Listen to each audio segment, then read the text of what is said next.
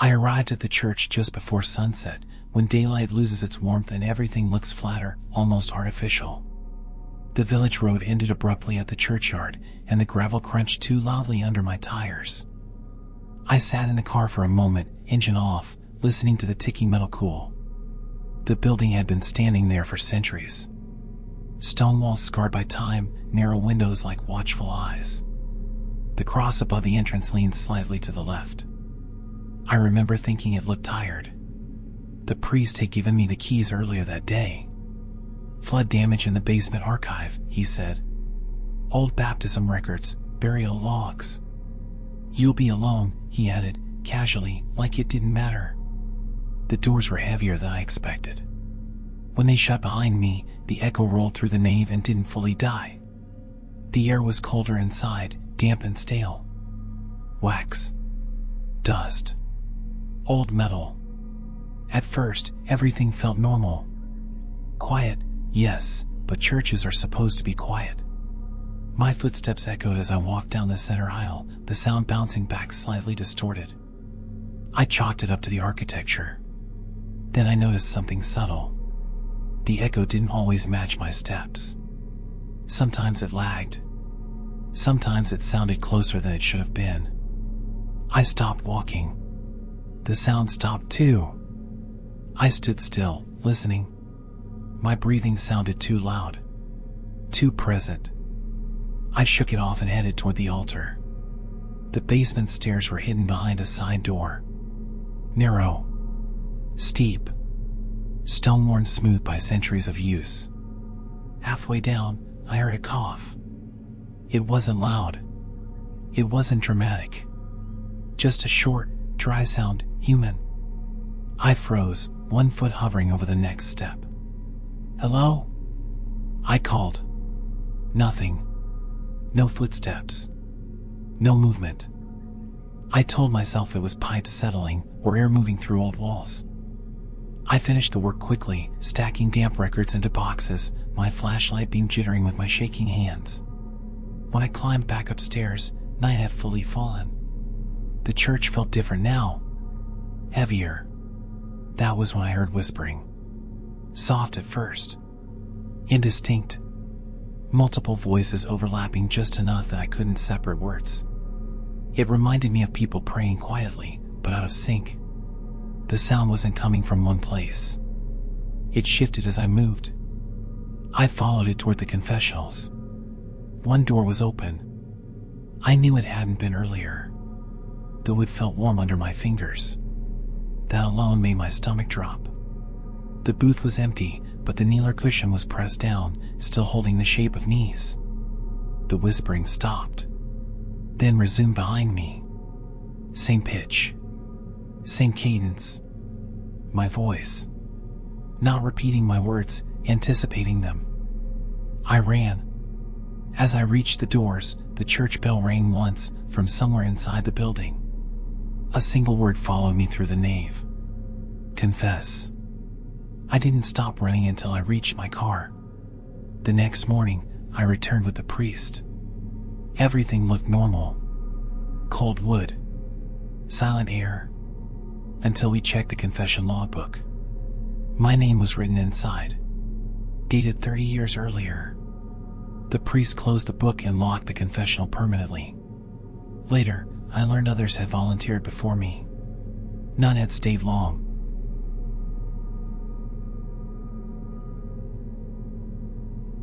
The church had been abandoned for years, but abandonment doesn't mean emptiness. It means neglect. The kind that allows small things, animals, moisture, people, to move in unnoticed. The city hired me for a final inspection before demolition. The paperwork mentioned repeated noise complaints from nearby residents. Singing, mostly. Always at night. Always brief. Inside, the smell hit me immediately: damp wood, bird droppings, old incense that had soaked into the stone and never left. Light leaked through boarded windows in thin, uneven stripes, making the interior feel sliced apart. I moved slowly, documenting damage. Pews were intact but warped. And books lay scattered like they'd been dropped in a hurry. The silence wasn't complete, There was always a faint rustling above, wings, claws, something shifting. The choir loft drew my attention last. The staircase was narrow and spiraled tightly upward. The metal railing was cold and slightly sticky, like it hadn't fully dried in years. Each step creaked, but not under my foot. The sound came after I moved, delayed by a fraction of a second. At the top, the loft opened into a wide platform overlooking the nave. The choir benches were coated in dust. Sheet music lay everywhere, some printed, some handwritten, many marked with strange repetitions and notes written in the margins.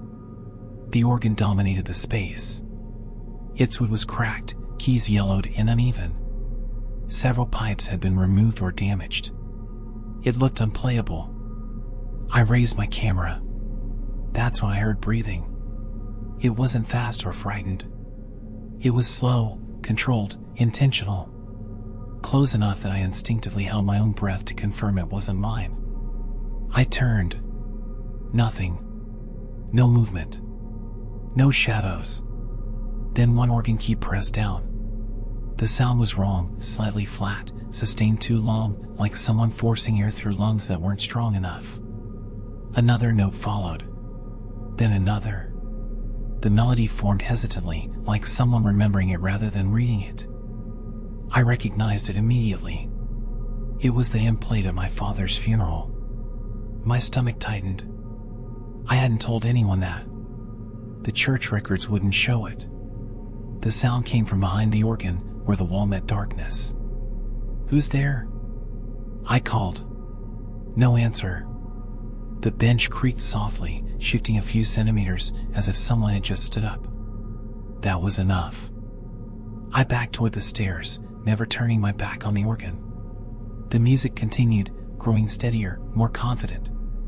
When I reached the bottom, the sound cut off abruptly, like someone had clamped a hand over a mouth. I left the building immediately. Weeks later, curiosity overrode fear.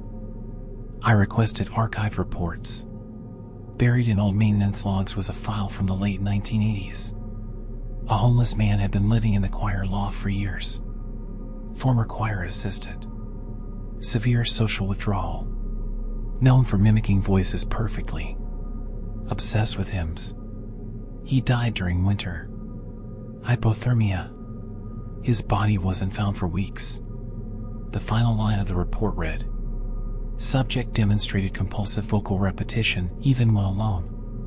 The church was demolished shortly after. On demolition night, several neighbors reported singing, clear, steady, perfectly in tune. For the first time. St. Maro's Church paid more for overnight security than any other temporary assignment I'd taken. The listing was vague, presence required, minimal duties, but the hourly rate was almost double. I told myself that meant long hours and boredom. Nothing else. The building sat several blocks off the main road, isolated by empty lots and dead trees. Even before I went inside, the place felt wrong. Not threatening, just abandoned in a way that suggested people had left quickly and never fully explained why. I unlocked the front doors at 9 p.m. The hinges protested loudly, the sound echoing into the nave. When the doors closed behind me, the echo lingered far too long, like the building was reluctant to settle. The interior was enormous. Rows of wooden pews stretched toward the altar, disappearing into darkness. Only the sanctuary lamp was lit, casting a dim red glow that barely touched the surrounding space. Everything else was shadow. The air was cold, dry, and smelled faintly of old smoke and incense. I took my seat near the center aisle, radio on my belt hissing softly with static. I made a slow circuit of the building, checking side rooms and doors. Nothing unusual. No signs of recent entry. No people. By 11:30, the silence had become uncomfortable. Not quiet, empty. Even old buildings usually make noise. Pipes shift. Wood settles. This place didn't. At exactly 12:17 a.m., a pew creaked behind me. I turned immediately. The row was empty, the wood unmoving. A few seconds later, another creak, 2 rows closer. My hand moved to the radio. Control, this is. Static swallowed my voice. The sanctuary lights flickered once, twice, then began turning on in sections, spreading hellward like something waking up. Candles along the altar ignited without sound. Fresh wax began to drip, as if they'd been lit minutes ago. The organ started. The first notes were soft and uncertain, like a warm-up. Then the melody settled into something structured. Familiar. Reverent. I stepped backward, heart pounding. That's when I noticed the pews were no longer empty. People sat in them.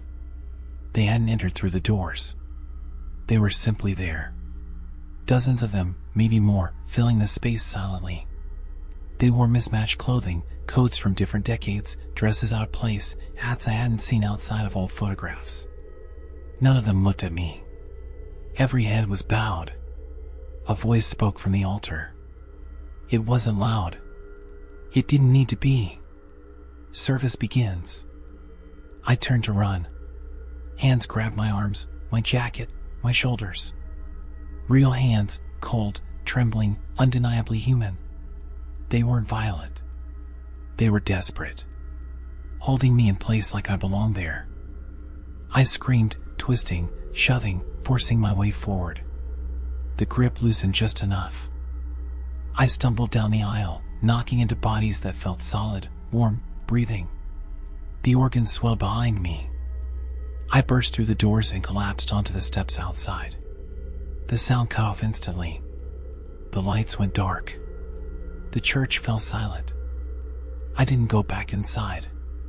The next day, I quit. Weeks later, curiosity got the better of me.